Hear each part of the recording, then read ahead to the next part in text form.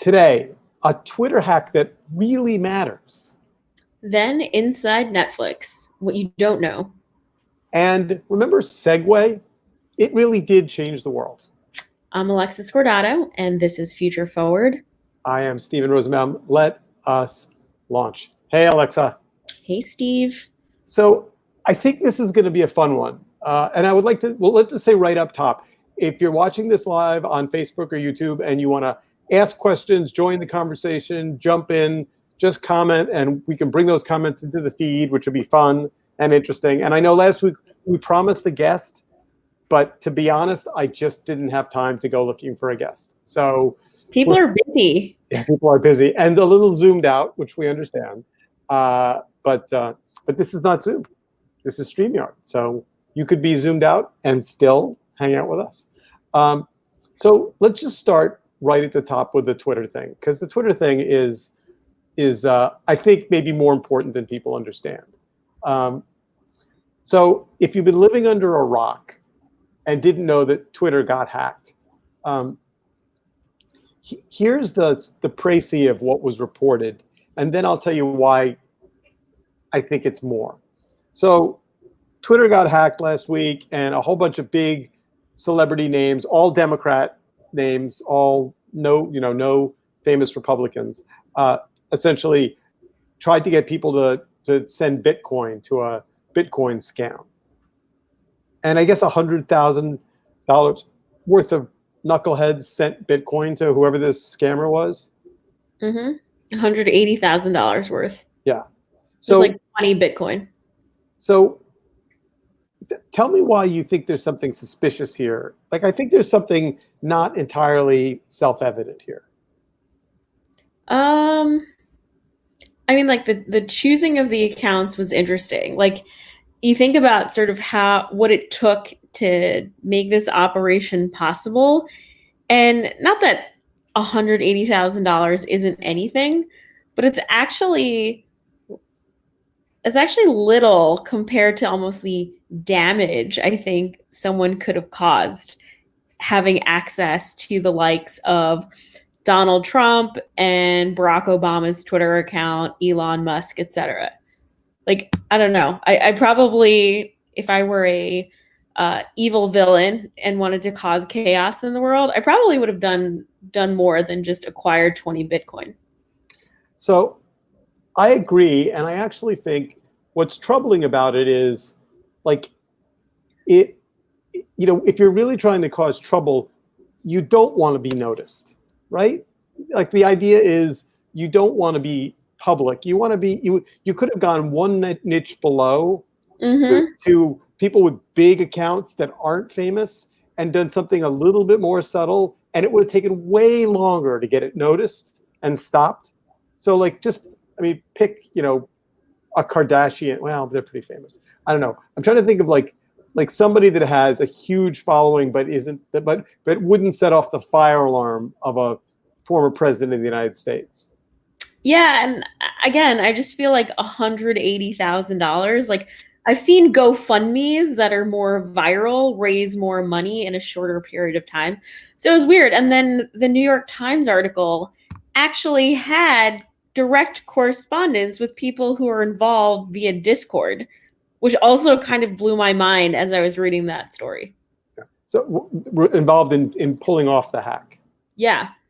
So there was a 21-year-old kid whose username was LOL, LOL. Yeah. And then there was like a 19-year-old British kid who lives with his mom.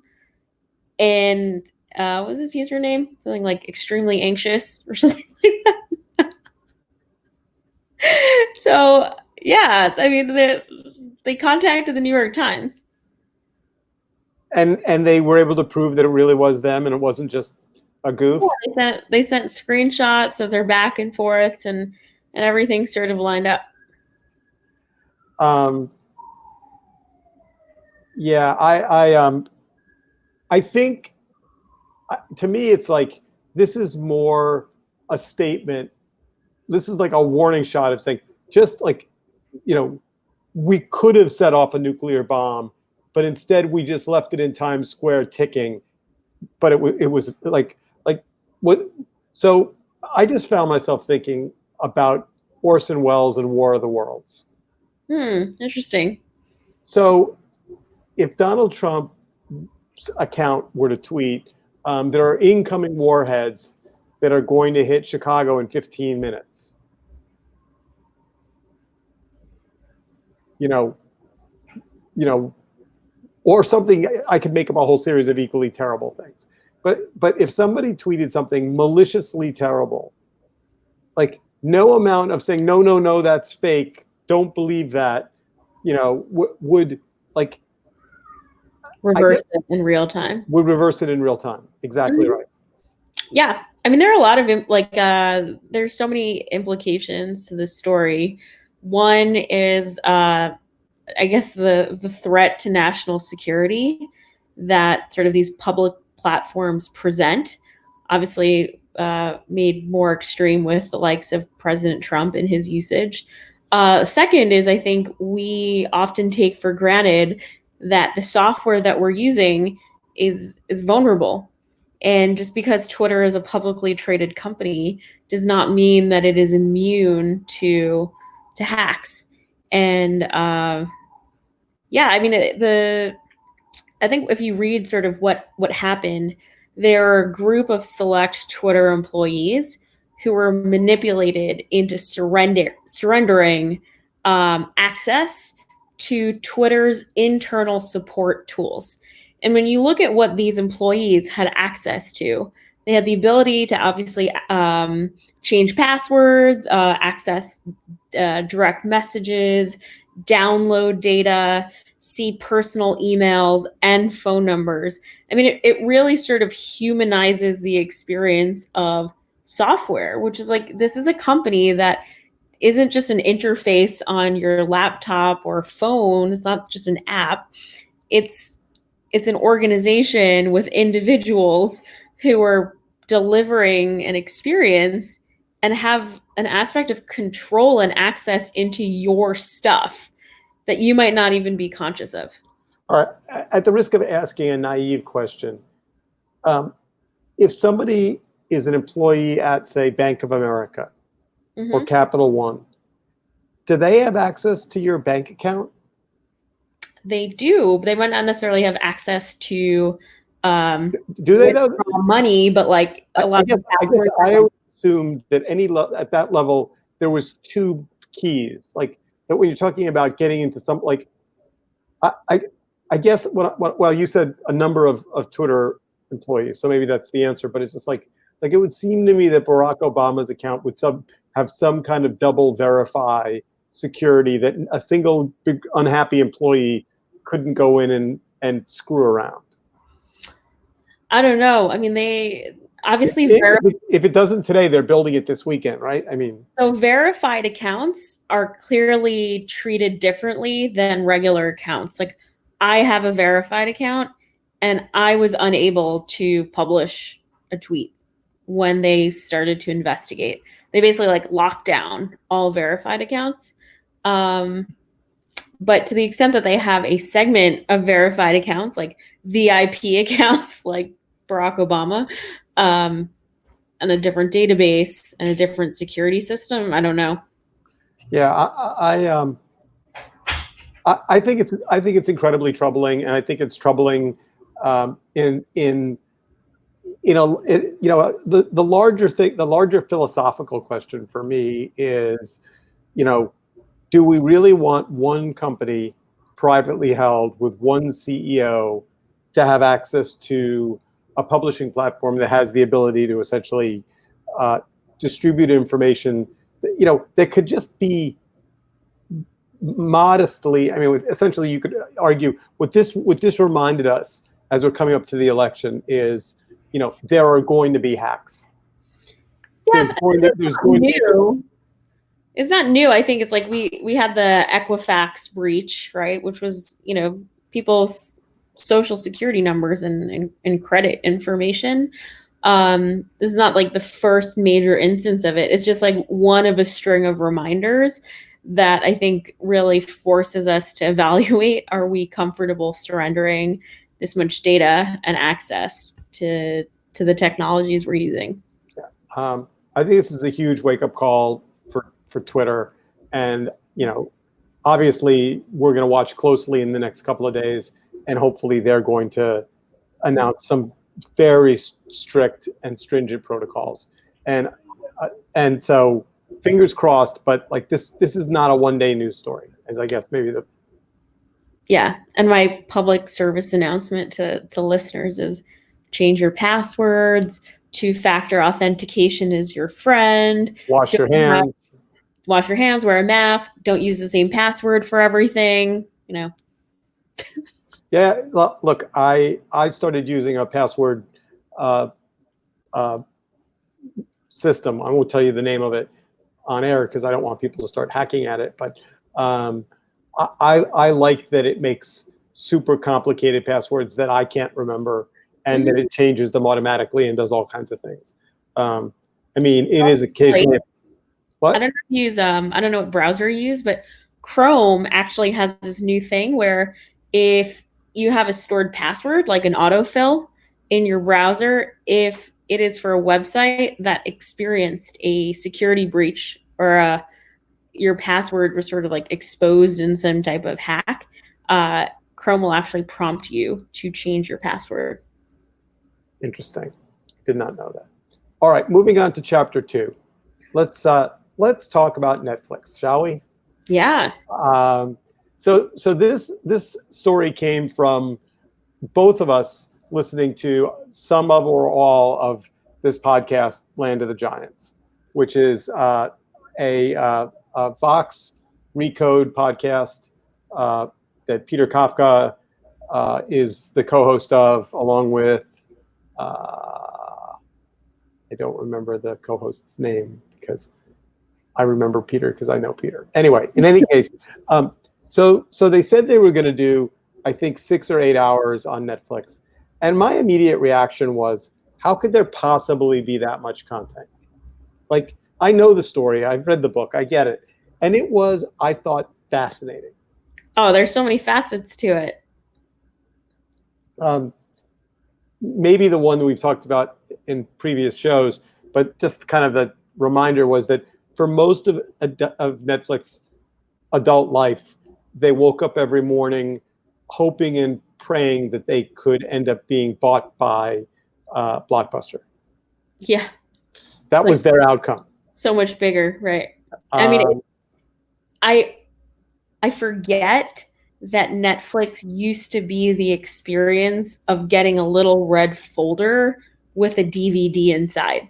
Like, it feels so primitive to even think about that experience. All right, so I don't even know how to play a DVD right now. So rolling back, I think the brilliant thing that Hastings figured out early on was that the thing people hated the most about DVD rentals or VHS rentals, but the movie store, there were lots of things they liked about it. They liked the community, they liked going in, they liked browsing, but they hated the late fees. Right. And so the wisdom of Netflix in the red envelope period of its existence was no late fees. Keep it for as long as you want. You get, I think, up to 8, or there was some number. And when you return one, we send you the next one. Mm-hmm. But it was like, it was such a brilliantly, like, take away a pain point and win a customer. Yep. And then streaming came along, or didn't come along, but started to peer its, kind of head up from the clouds. And Blockbuster just essentially ignored it and said, we're Blockbuster, we're big, we have all this real estate. And Netflix figured out that they had to be in 2 businesses. Let's put aside the double naming thing disaster, quick, whatever it was called. But, the other thing that either Sarandos or Hastings said, which I thought was fascinating, was that for once they started getting the content, what they figured out was they had to become HBO faster than HBO could become Netflix. Yep. I like the minute I heard that, I'm like, I'll never forget that. Like, it's a race for the winner to reinvent themselves as the feisty startup, as the feisty startup blows forward to become the winner. And I mean, it's so smart because you were seeing, though, the rise of consolidation and sort of first mover advantage on the web, right? Like if Facebook had sort of proven its dominance that, okay, MySpace, Friendster, like all of these other social networks, like there would be one winner, right? And I think that was brilliant. So I was at a conference years ago, and Hastings and Sarandos and a bunch of the other senior Netflix people had been coming to this conference for a bunch of years, and we ended up on the line together. And I know Hastings. We're not friends, but we've seen each other enough that we're collegial. And so I said, I have a question, and he turned and smiled, and I said, so you gave Fincher. I might actually, to be honest, it might have been Sarandos that I asked this of. I don't now remember. It was a long time ago. So you gave David Fincher, final cut on House of Cards. He said, yes. And I said, when my wife and I started watching it, we got about 15 minutes into the first episode, and there's this really brutal scene where With the dog? With the dog. And my wife was like, I'm out, shut it off. They killed the dog in the first 15 minutes, and she's like, not watching it, not going there. I said, how hard was it to see that come from the director and not say, hey, our focus group data says that really, really upsets people? And he kind of smiled and said, yeah, we were concerned about it, but final cut was final cut. And we came back to it after a week or two of, but it was specifically in there to say to the audience, we're going to cross boundaries here. Like, if you're not comfortable crossing boundaries here, watch something else. Not even just from a content standpoint, like the dog dies, but Kevin Spacey breaks the fourth wall and addresses you as the viewer. And I feel like I remember seeing that and feeling like violated, like in my living room. I was like, whoa, this character is talking to me and this is super creepy. So I actually have a really good story about early days of House of Cards. I was writing then for Forbes, and I wrote what I thought was a really well-reasoned and passionate argument for why Netflix was making a mistake by releasing the whole series at once. And I had it very detailed. I said, there's no water cooler. There's no chance to say to your friends, what did you see next? You're going to see next week? Everyone I made this argument for why they were making a terrible mistake by allowing people to binge watch. And the comments that I got back on that post were so vicious. Easily the most disliked article I've ever written in my life. Wow. Yeah. Like, essentially, old man, shut the fuck up, get off my lawn. Just like unbelievably vicious. Okay, boomer. Before that was yeah. And I thought about it a lot over that week, and I wrote, the only time in my journalism career I wrote a retraction. And I said in the retraction, here's how I'm watching House of Cards. First episode, my wife and I watched together. The second episode, I was in an airport getting on a plane, and she was at home. The third episode, I was traveling, and but I was doing exactly the thing that I had written people shouldn't do, which is this, time that, and I retracted it, and I'm glad I did, because I was wrong, and Hastings and Sarandos were right.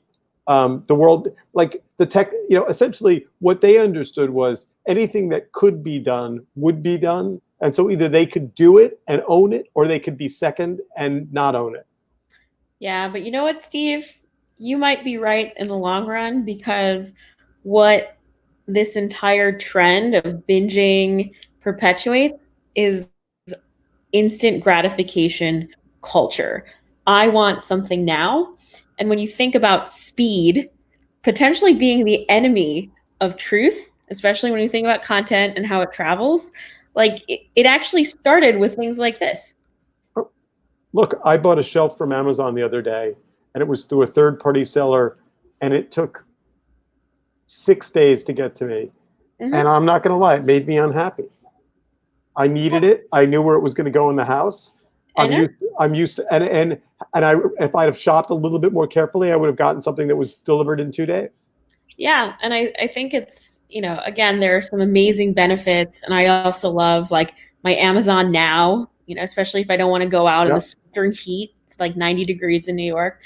Um, but when you think about the fact that we don't wait for things anymore, or we get things so fast that we're not even aware of like the supply chain and where things come from, and we're constantly consuming, whether that's like food, alcohol, media. I mean, it is going to have these potentially unintended consequences on our lives. So, Yeah, I stick by my retraction. And the other thing that was fascinating that I knew kind of in my head, but it was interesting to hear and talk about was the culture of Netflix. This, oh you yeah, I know, love this. Had you before the podcast? Had you seen the Netflix deck, the culture deck? I had. Yeah. And I mean, it's complicated. It's not, it's not a slam dunk. It's pretty, it's, I mean, for people that are inside, I think it's a hard culture. I mean, Um, it sounds really ruthless, right? Like, Ruthless was the word I was going for. Yeah, ruthless. yep. The Um, What was the example they gave? It's a keeper test. yeah. Is that what it's called? The keeper test. Basically, as a manager, your job is to decide if you have the best person in a role, and if the answer is no, then you don't keep that person. You have to exit them from the organization. And I do have to say, given the number of people that talk about companies as families these days, and we're all in the family, we're all on the team, we're all like, I thought there was something strangely refreshing about like them saying, yeah, no, we're not a family, we're a Oh, I company. love that. Actually, it's my Yeah, favorite part. It was yeah, like just setting some boundaries, right? yeah. Hmm. Don't confuse, like, because at the end of the day, companies have different objectives than families. Um, so there is a headline. There's a Netflix headline that I think maybe was what made me think now is the time to have this conversation, and that is that Ted Sarandos, who has been the head of content essentially since they bought and rolled out House of Cards, has been named co-CEO. Yep. Um, So he I was like think, original content officer. He's yeah, responsible for the original $100 million check to acquire House of Cards. and by the way, he's also a really good guy, like Hmm. a genuinely well liked, film friendly guy. Some people are I'm gonna get hate mail for this because some people are I mean, there's a whole drama about Netflix and screens and cinema, and whether or not movies should be in movie theaters, whether or not movies belong on movie theater screens or Netflix. I'm not going to take a side on that argument Well, today it's also not because even an argument we can have right now because we don't have a choice. No movie theaters, no yeah. movie screens. Yeah, but interestingly enough, I mean, I think the only thing, no, I've seen 2 films this summer that I've paid for. Um, I saw the Jon Stewart movie, Mhm. and I paid $20 for it. I rented it, and I saw the the the Saturday Night Live. King's Um, Staten Island. what? The Staten Island. Yeah, King's Staten yeah, Island. yeah. Which I liked a lot. But it didn't have that same blockbuster. Maybe neither of those films were ever going to have that, even if they had theaters. But definitely not having a theater and a big ad push, and um, it's definitely a quiet movie summer, that's for sure. I mean, Hamilton is probably the closest we're getting to a big blockbuster event. I think that's right. Yeah, Although, are they ever going to tell us what the number of views are? unlikely. Yeah. Um, but there is another thing about Netflix that I just wanted to share. I don't think this is a secret. I'm not telling any company secrets that I am aware of, but I do think it's not immediately obvious. Um, the reason I would bet on Netflix and against essentially anyone else in the streaming space at the moment is because, in a way that no one else has quite figured out, they are a global network. I mean, Mhm. I watch content from all over the world. I watch it with captions. I watch it with dub. I mean, I don't know what volume of acquisition, but the decision that they clearly made is if we want subscribers in Australia, we need to buy or produce original Australian content. Okay, now that we have Australian content, or Irish content or Canadian, we should offer that somehow to all of our viewers in some kind of a translation or dubbed format. And that's not an easy thing to do. Mm-hmm. I mean, I don't know the answer. This is probably public somewhere. I don't know how many different languages they translate or dub into, but it's certainly a significant number. Yeah. I just watched first few episodes of Indian Matchmaker. How was it? I mean, it's like fascinating, right? I think it's something like over 90% of marriages in India are arranged. They have two types of, they don't even call them arranged marriages. It's either a marriage or a love marriage if it's not arranged. So and how was it how did it make its way into your language? And there are scenes definitely set in Houston and the United States. And so there are people speaking English, but there were also a lot of scenes that took place in India, and the people were speaking their local language. That's and when it was a language you couldn't understand natively, how did you? Subtitled. Yep. Like naturally. And then when I went to Twitter to just read some commentary, it was interesting. Like a lot of the tweets were tagging Netflix India. And so I'm just assuming that maybe they were released simultaneously. So the online discourse is actually even more another layer that adds this dimension to the viewing experience. That's really cool. Like American commentary versus Indian commentary. So Pam and I have been watching Imposters. Which is an Uma Thurman kind of not detective, but like con artist scam. There are 2 seasons. It's really good. It's well written. Hadn't heard anything about it. Got no buzz that I was aware of. All right, so let's move on to chapter 3 because I want to make sure we have a few minutes to talk about Segway. Have you ever ridden a Segway? I have not. I have. Twice. Oh, wait, maybe for like 5 seconds. Like I worked at a company and the CEO bought one. Like this is like 2009. So we had a board member at one of my old companies who used to ride a Segway into the building, up the elevator, and into the board meetings. And how did you feel witnessing that? Made me very happy. Okay. I was like, right? We are on the cutting edge. So this is an article written in IEEE Spectrum, and the headline is "The Segway is dead, but its technology and vision lives on." And I think I take issue with even the headline because I think it's actually the vision has impacted the planet. I mean, so if you think about what Dean Kamen imagined, what he imagined was a social movement by which cars were replaced 20%, 30%, 100%, but some meaningful number with personal transportation vehicles. And specifically like in urban areas. Right? And I will tell you, partly because of COVID and other things, when you look at the streets of New York, boy, oh boy, they are just a flood of electric bicycles, scooters, electric scooters, Revel, whatever they are, like mopeds. Yeah. Well, I guess they're mopeds. But this idea of the evolution of urban transportation is, and so I think the idea, I mean, Segway certainly popularized that idea and did so in a way that I think has changed the planet. It just didn't reach a consumer price point where enough people were willing to shell over the $3,000 to buy one.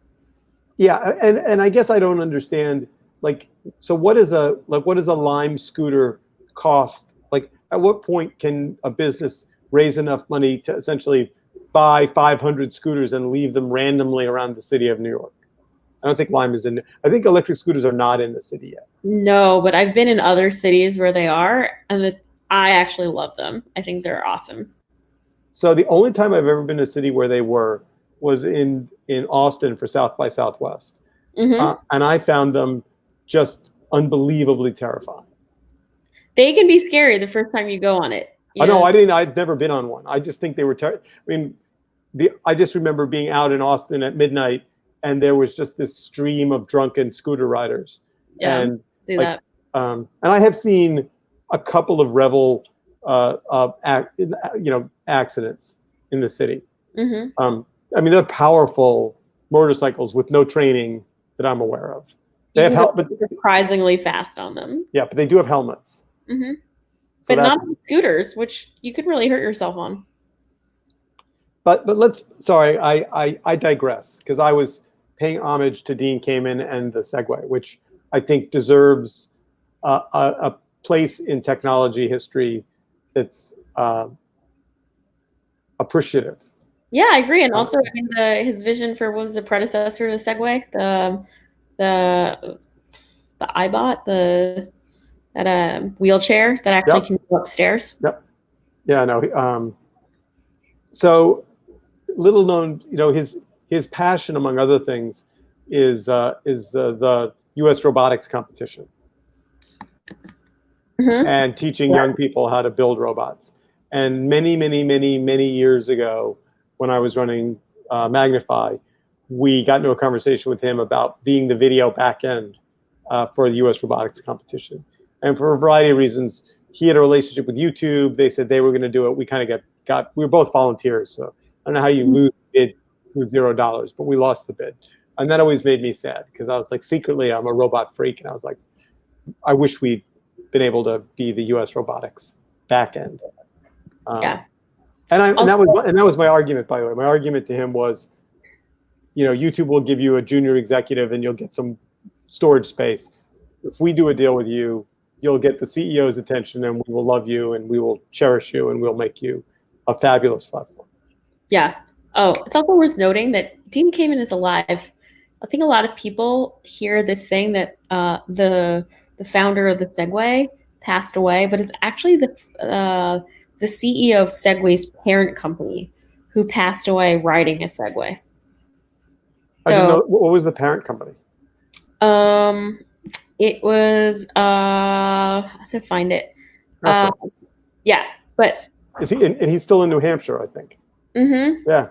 Jimmy Hesselden, who was a millionaire, died in a freak accident riding a Segway, and so that's bad.